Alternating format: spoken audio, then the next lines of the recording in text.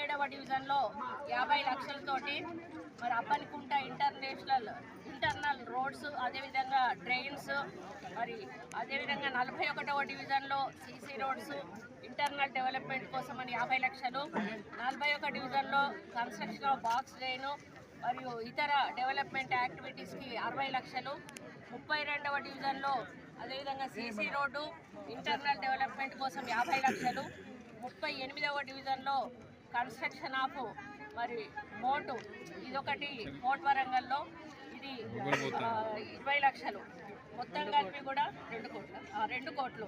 ఇవన్నీ కూడా మొత్తము 4,10 లక్షలతోటి ఈరోజు వివిధ మరి డివిజన్లలో డెవలప్మెంట్ కార్యక్రమాలు చేయడం జరుగుతూ ఉంది.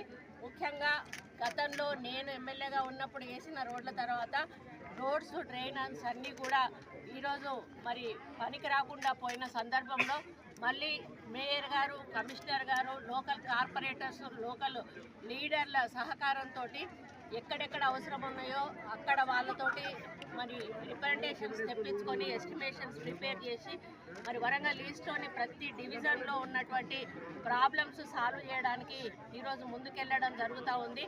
మరి అదేవిధంగా హౌసింగ్ విషయంలో కూడా అన్ని డివిజన్లకు కూడా ఇప్పటి వరకు అర్హత ఉన్న వాళ్ళకు L1 కింద మేము ఇండ్లు ఇవ్వడం జరిగింది. ఇంకా కొంతమంది రాలేదు అని అడుగుతున్నారు. వాళ్ళను కూడా రీవెరిఫికేషన్ కోసం అప్లికేషన్ పెట్టుకోమని చెప్తున్నాము.